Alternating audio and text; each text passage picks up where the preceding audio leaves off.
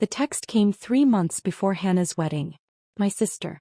My younger sister by 2 years, who'd always been the golden child, who'd always done everything right. And I was Marcus, the family disappointment who'd dropped out of law school after 1 semester. Marcus, I need to talk to you about the wedding, the text began. Professional. Clinical. Like she was firing an employee she'd never actually met. I was sitting in my chambers at the Ninth Circuit Court of Appeals, reviewing briefs for oral arguments scheduled the following week. The mahogany desk, the leather chair, the view of downtown San Francisco. None of it registered. I just stared at my phone. James's family is, well, they're important. His father is Judge Theodore Whitmore. Federal District Court.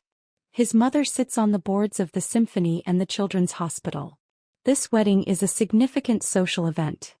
I could see where this was going. I'd seen it coming for years. I know this is difficult, but I think it's best if you don't attend. Mom and Dad agree. We can't risk you saying something inappropriate or, I don't know, showing up in one of those thrift store suits you wear. James's family is already concerned about our family's background.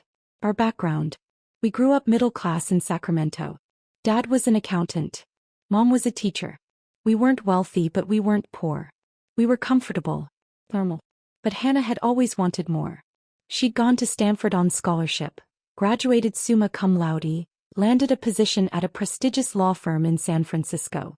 She'd clawed her way into rooms I'd never thought she'd reach.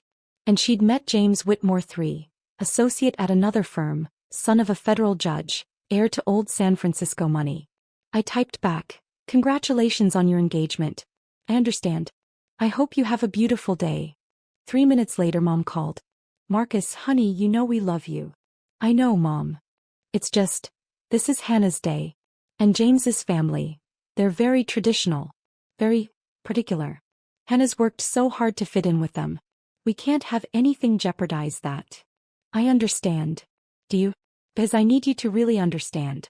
Judge Whitmore is one of the most respected federal judges in California. His wife, Catherine, is from one of the oldest families in the state. Their circles are, well, they're not used to people who, she trailed off, who dropped out of law school. I finished. Marcus, you know that's not what I meant. But it was exactly what she meant.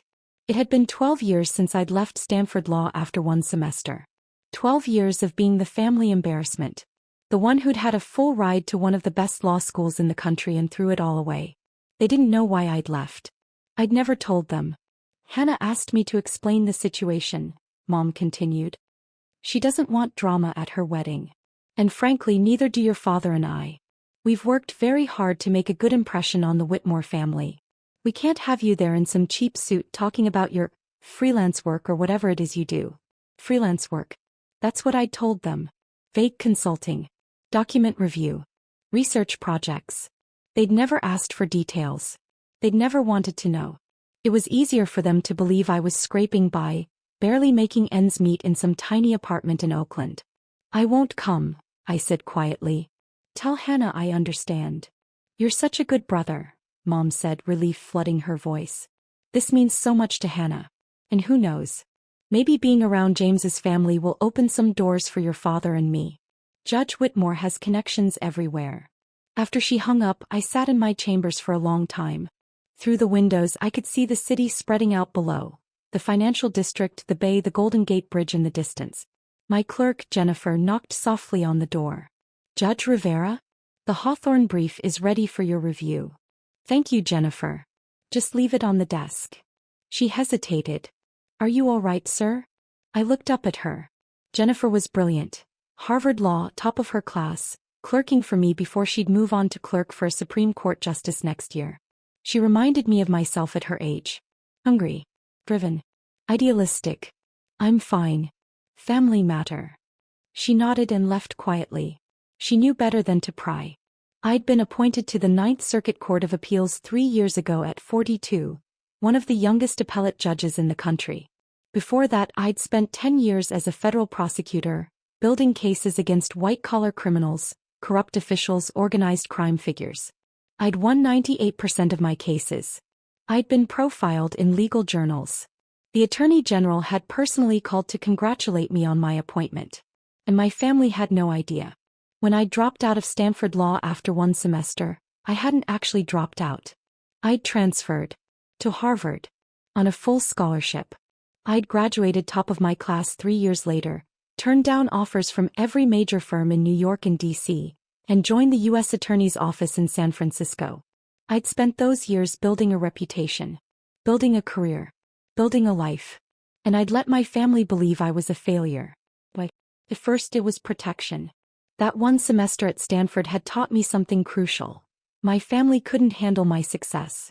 When I'd been accepted to Stanford Law with a full scholarship, Dad had immediately started planning how I'd help him with his taxes, how I'd review his business contracts, how I'd get him connected with important clients. Mom had started introducing me as my son the lawyer before I'd even started classes. Hannah, still an undergrad at the time, had become cold and competitive, suddenly worried that I'd overshadow her achievements. So when I transferred to Harvard, I simply didn't tell them. I let them believe I'd quit, that I was working odd jobs, that I was the family disappointment. And then it became something else. It became a test. Would they love me without the success? Would they value me as a person, not as a trophy or a resource? They'd failed that test spectacularly. Over the years, I'd watched them pour everything into Hannah. Every conversation was about her accomplishments, her cases, her partnership track, her engagement to James Whitmore III. They'd helped her with down payments, car payments, referred clients to her firm. And they'd treated me like I was invisible. Like I was an embarrassment they had to manage. Thanksgiving dinners where they'd tell me to keep quiet about my work. Christmas parties where they'd introduce Hannah and then quickly change the subject when someone asked about me. I'd been patient. I'd been quiet. I'd been watching. And now Hannah was marrying into the Whitmore family. Judge Theodore Whitmore. Federal District Court, Northern District of California. I'd sat next to him at judicial conferences. We'd served on panels together. He'd written me a personal recommendation letter when I'd been nominated for the Ninth Circuit. He'd called me the finest legal mind of my generation. He had no idea I was Hannah Rivera's brother. Why would he? She'd gone by Hannah Rivera Sterling professionally, using our mother's maiden name to distance herself from our family's middle-class origins. And I'd never mentioned the connection. 3 months passed. I watched from a distance as the wedding planning consumed my family. Mom called occasionally, always brief, always apologetic but firm about me not attending. Dad sent a few texts, mostly asking if I was doing okay financially, in a way that made it clear he assumed I wasn't. Hannah never called at all. The wedding was set for the Whitmore estate in Pacific Heights, one of those old San Francisco mansions that had been in the family since the gold rush. 300 guests. String quartet. 5-course dinner. Coverage in the society pages. I wasn't invited. I'd accepted that. What I hadn't accepted was the call from my colleague 2 weeks before the wedding. "Marcus, this is awkward," Judge Patricia Chin said. She was a fellow Ninth Circuit judge appointed the same year I was. "We'd become friends. But I need to give you a heads up." "About what?" "Theodore Whitmore's son is getting married. James Whitmore III. Big society wedding. Theodore's been talking about it at conferences. Apparently his future daughter-in-law is from a respectable middle-class family, his words, and he's pleased that his son is marrying someone with traditional values." My stomach tightened. "Patricia, what does this have to do with me?" "Theodore invited me to the wedding. Invited half the federal judiciary, actually. It's apparently the social event of the season. And Marcus." She paused. "The bride's name is Hannah Rivera Sterling. Is that your sister?" I closed my eyes. "Yes." "Does she know what you do?" "No." There was a long silence. "Marcus, this is going to come out. Every federal judge in Northern California will be at this wedding. You're one of the most respected jurists on the Ninth Circuit. People know you. Your picture was in the Chronicle last month when you wrote that opinion on environmental law. My family doesn't read the legal sections of newspapers. Your sister works at Morrison and Fisher. They're going to have partners there. Partners who've argued before you. Marcus, someone's going to recognize you." "I'm not going to the wedding, Patricia. I wasn't invited." Another pause. "You weren't invited to your own sister's wedding? It's complicated. Marcus, I've known you for 3 years. You're brilliant, fair, and one of the kindest people I've ever met. And your family doesn't know you're a federal appellate judge. They think I dropped out of law school and work freelance document review. I could almost hear her processing this. Patricia was brilliant. Stanford Law, clerk for Justice Ginsburg, 15 years as a civil rights attorney before her appointment. She'd seen a lot in her career. But this seemed to genuinely shock her. Why? She finally asked. Because I wanted to know if they'd love me without the title. Without the prestige. Without the connections. I laughed, but there was no humor in it. Turns out they don't. I'm sorry, Marcus. Don't be. I've known for years. This just confirms it. So you're really not going? I wasn't invited, Patricia. My mother explicitly told me not to come because I'd embarrass them in front of the Whitmore family. That's... She struggled for words. That's horrible. It is what it is. Theodore talks about you all the time, you know. Rivera's opinion on environmental standing was masterful. Rivera's oral argument skills are unmatched. Rivera's going to be on the Supreme Court someday. He has no idea his son is marrying your sister. And I'm not going to tell him. Marcus, you should come to the wedding. You were invited. I'm inviting you as my plus one. You have every right to be there. I thought about it. The confrontation. The revelation. The look on Hannah's face, on my parents' faces when they realized who I was. What I was. It was tempting. God, it was tempting. I'll think about it, I told Patricia. I didn't have to think long. 2 days later, Mom called. Marcus, we need you to do something. What is it, Mom? Hannah needs someone to watch the house during the wedding. You know, make sure no one breaks in, water the plants, that sort of thing. Since you're not doing anything that day anyway. Since I wasn't doing anything. Since I had nothing better to do than be my successful sister's house sitter during her society wedding.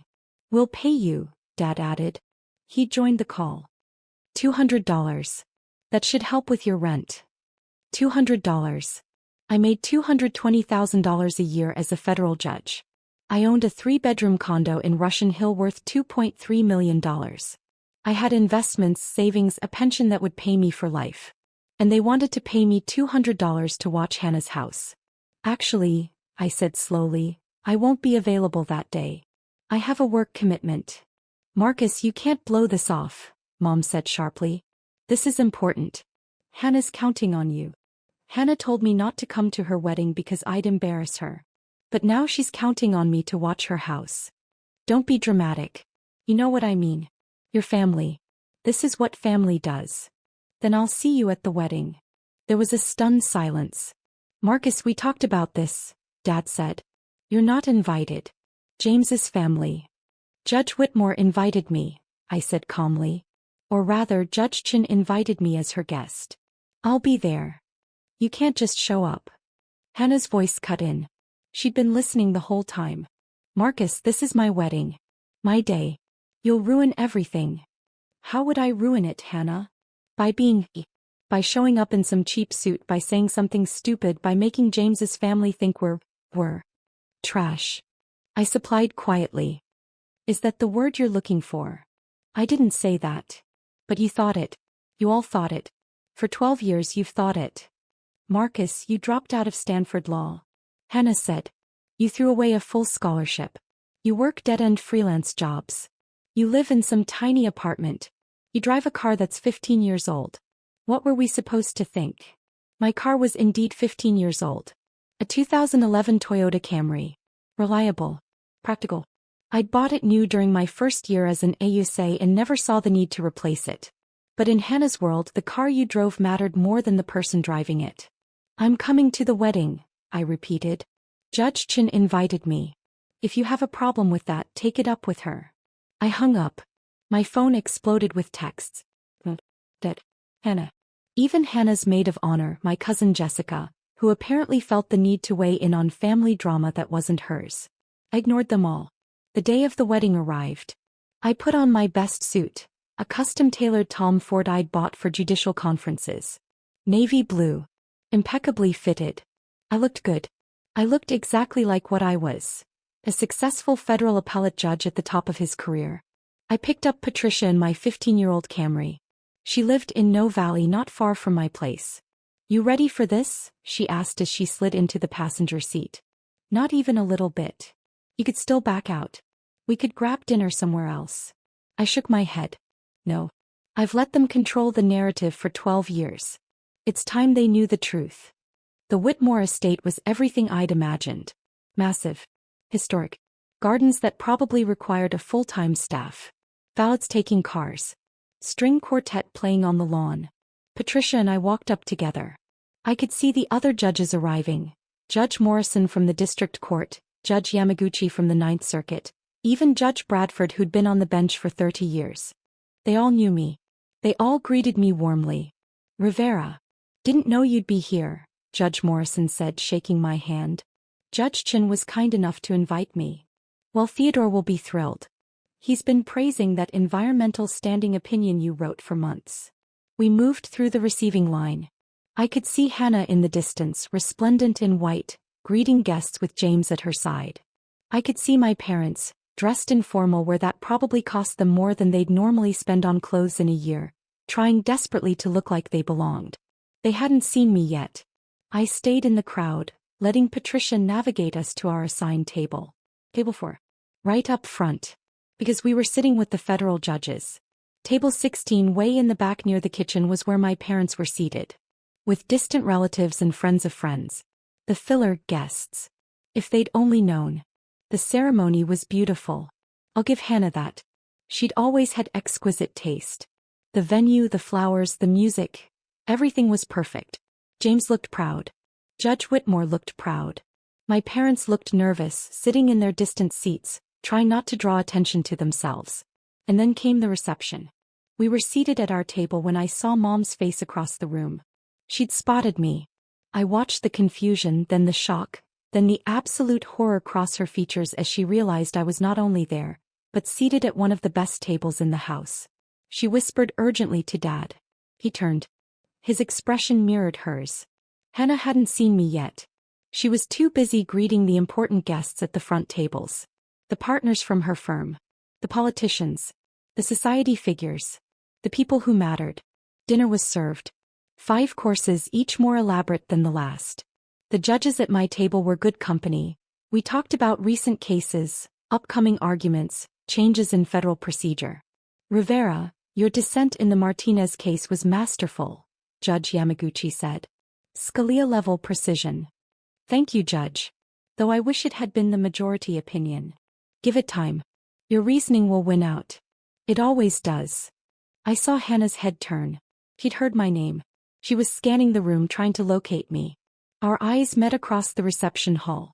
I watched her face go through several emotions in rapid succession. Confusion, recognition, disbelief, horror. She said something to James. He looked confused. She pointed at me, clearly agitated. James looked over, saw me sitting with the federal judges, and his confusion deepened. Then I saw him lean over and whisper something to his father. Judge Theodore Whitmore turned in his seat. He saw me. His face lit up with genuine pleasure. He stood. He walked across the reception hall toward our table. Hannah tried to stop him. I saw her grab his arm, saw her saying something urgent. He patted her hand absently and kept walking. Marcus Rivera, he said warmly as he approached.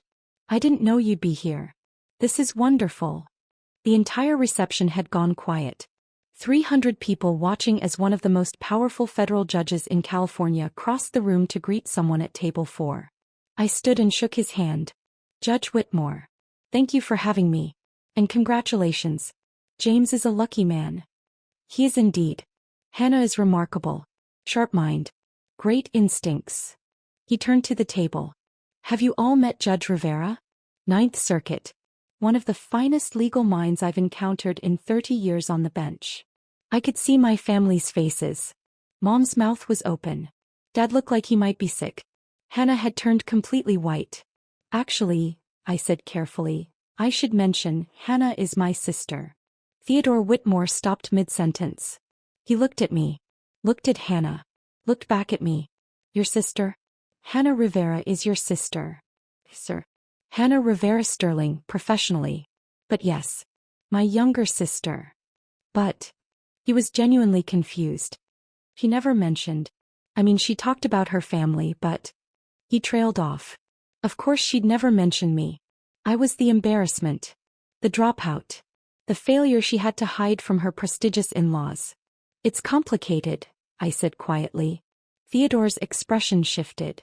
He was a smart man. A federal judge who'd spent 30 years reading between lines, spotting what wasn't said. He looked at Hannah, then at my parents in their distant table, then back at me. I see, he said slowly. And I could tell he did see. He saw exactly what had happened. Excuse me, I said. I should probably go speak with my family. I walked across the reception hall. Every eye was on me. 300 people watching the family drama unfold. I reached my parents' table. They were frozen, staring at me like I was a ghost. Mom. Dad. Marcus. Mom's voice was barely a whisper. What? How? You said you were a federal judge. Ninth Circuit Court of Appeals. I was appointed 3 years ago. But you dropped out of law school. I transferred to Harvard. Graduated top of my class.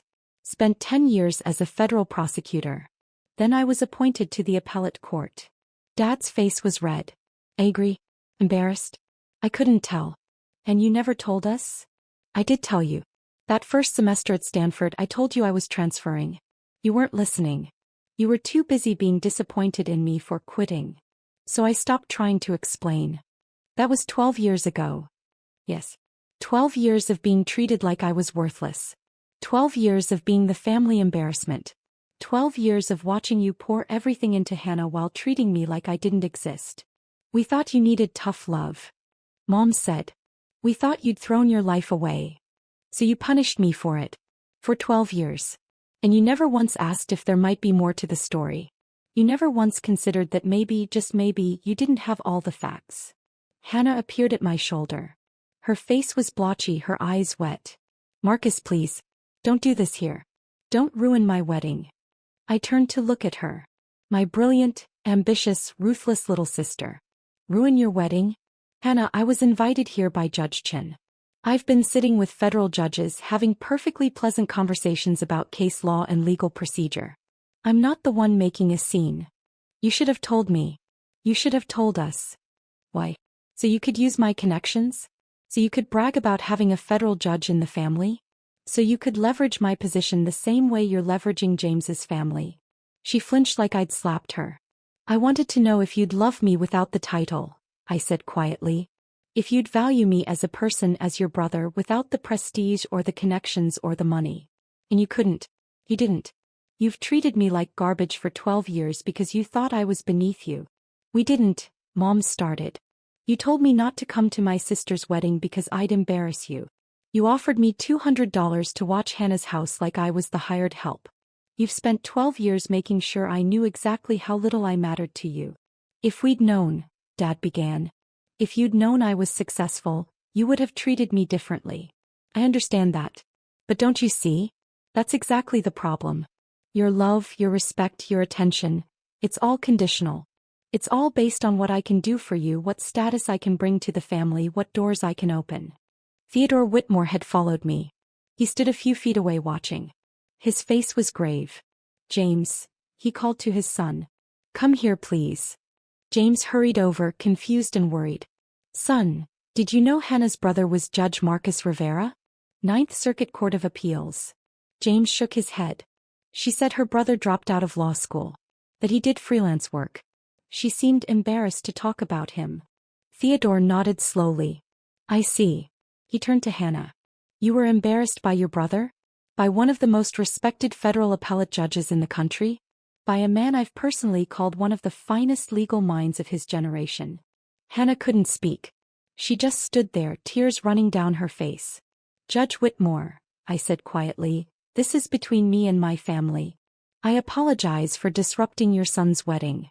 Marcus, may I call you Marcus? Judge Rivera seems too formal for family occasions. I nodded. Marcus, you've disrupted nothing. You were invited here by Judge Chin. You've been a perfect guest. Your family, however. He looked at my parents, at Hannah. Your family has some explaining to do. He gestured to one of the staff. Please escort Mr. and Mrs. Rivera and their daughter to the library. I think we need to have a conversation. Theodore, we don't need to, Hannah started. We do, he said firmly. James's wedding day or not, we absolutely do need to have this conversation. Because the woman my son is marrying just told me that her brother, a federal appellate judge, dropped out of law school and was too much of an embarrassment to invite to her wedding. We moved to the library.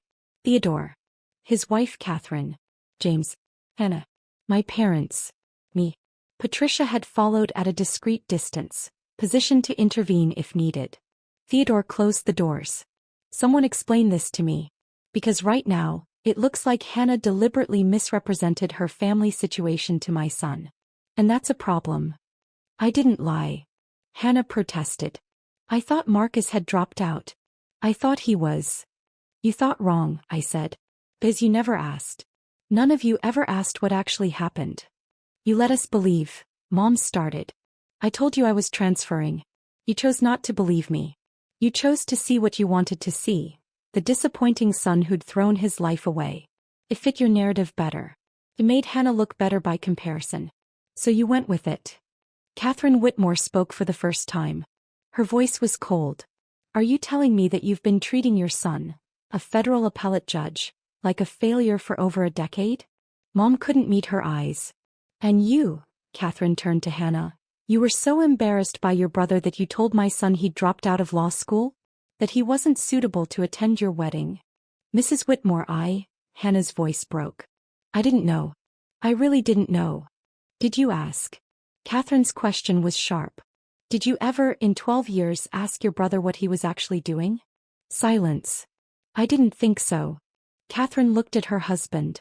Theodore, I think we need to reassess some things. Theodore nodded. He looked tired. Disappointed.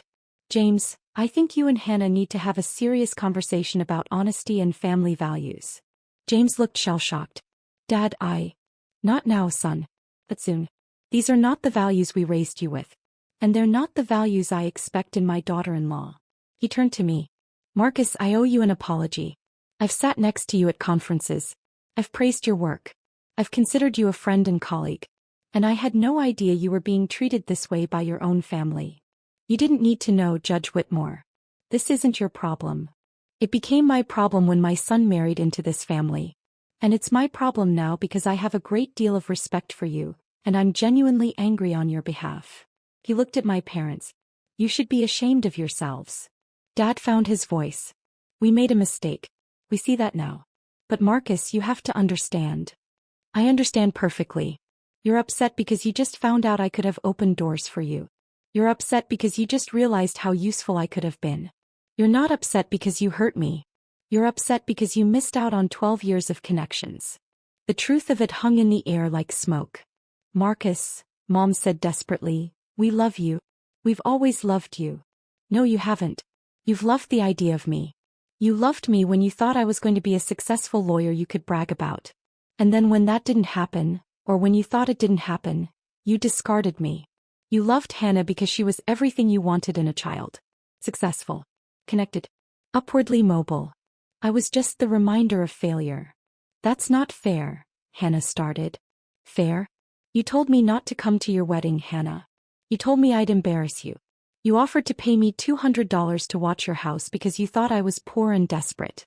And now you're upset because it turns out I'm more successful than you are. She flinched. It's not a competition. It's always been a competition. You made it one.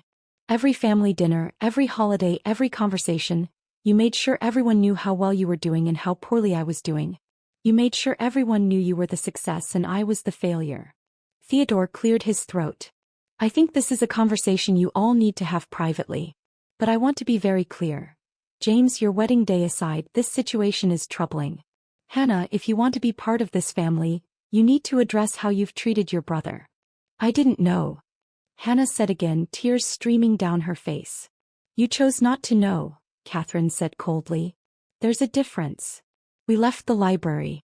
The reception was continuing, but the mood had shifted. Everyone knew something had happened. The judges at my table looked at me with sympathy. The other guests were whispering. Hannah tried to salvage the evening, but it was impossible.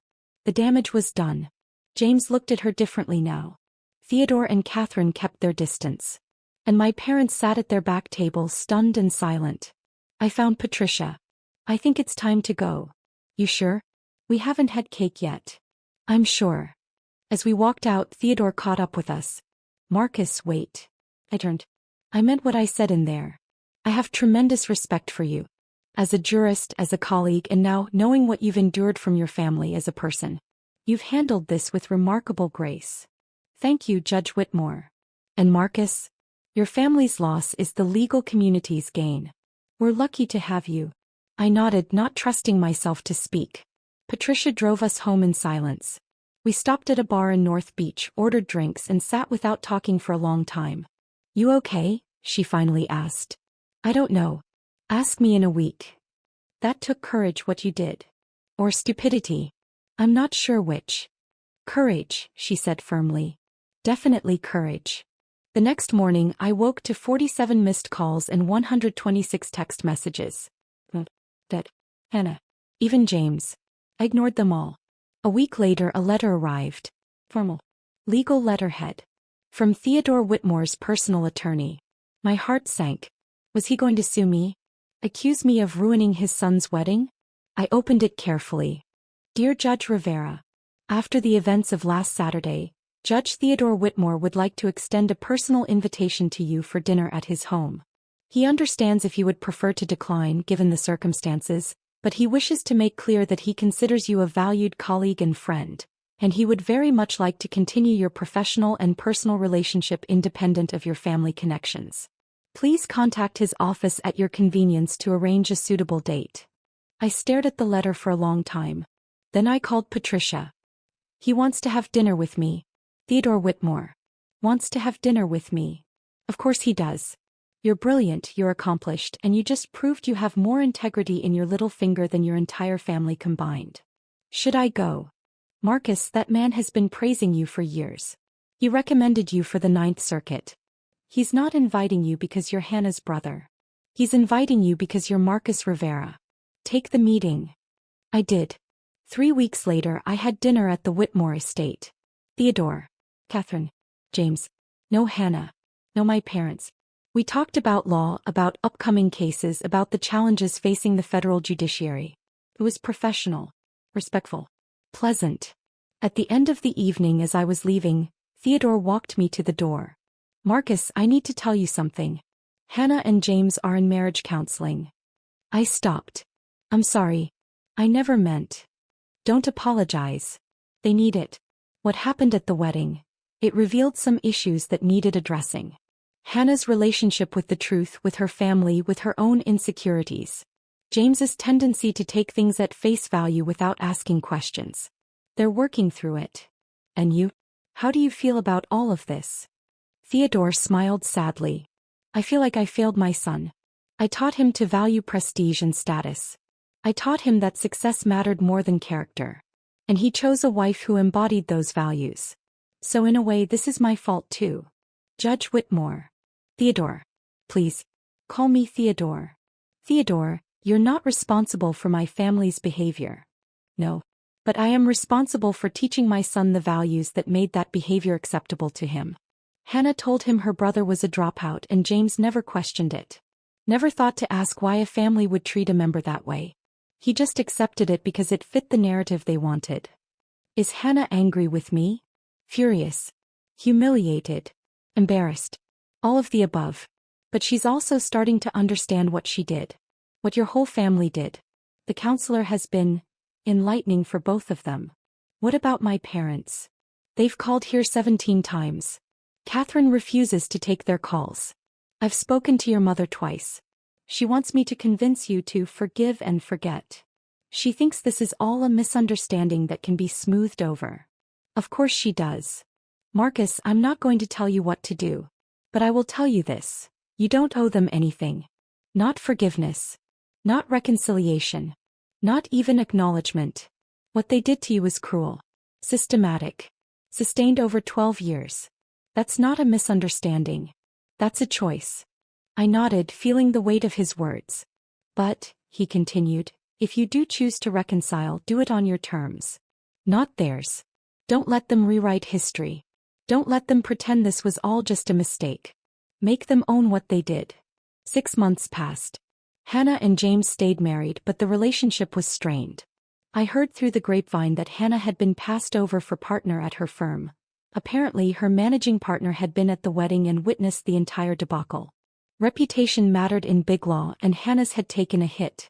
My parents tried everything to get me to talk to them. They showed up at my condo. Security turned them away. They sent letters, I returned them unopened. They tried to go through Theodore, he refused to facilitate. Finally, Dad sent a text that was different from all the others. Marcus, I'm not asking for forgiveness. I'm not asking you to forget. I just need you to know that I understand now. I understand what we did to you.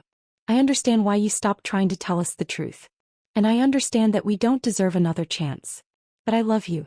I've always loved you. And I'm sorry. I'm so sorry. I read that text 20 times. Then I wrote back, I appreciate you saying that. But I need time. A lot of time. Maybe someday we can talk. But not today. His response was immediate. I understand. I'll be here whenever you're ready. I love you, son. It wasn't reconciliation. It wasn't forgiveness. But it was acknowledgement. And maybe someday it would be enough. A year after the wedding, I was nominated for the Supreme Court. Youngest nominee in 60 years. Theodore Whitmore wrote my recommendation letter. So did Patricia Chin. So did every judge I'd ever worked with. The confirmation hearings were brutal, but I was confirmed by a substantial majority. My parents watched it on C-SPAN. Hannah called to congratulate me. Her voice was subdued, careful. Marcus, I know I don't deserve to say this, but I'm proud of you. Thank you. I've been in therapy, working through a lot of things, about myself, about our family, about what I did to you. That's good, Hannah. I don't expect you to forgive me. I just wanted you to know that I understand now. I understand what I did. And I'm sorry. I'm so sorry. I know you are. Can I ask you something? Why didn't you ever fight back? Why didn't you just tell us the truth? Force us to see. I thought about that for a long time. Because I wanted you to choose to see me. Not because I made you. Not because I proved something to you. I wanted you to look at me, Marcus, your brother, your son, and decide I was worth knowing. Worth respecting.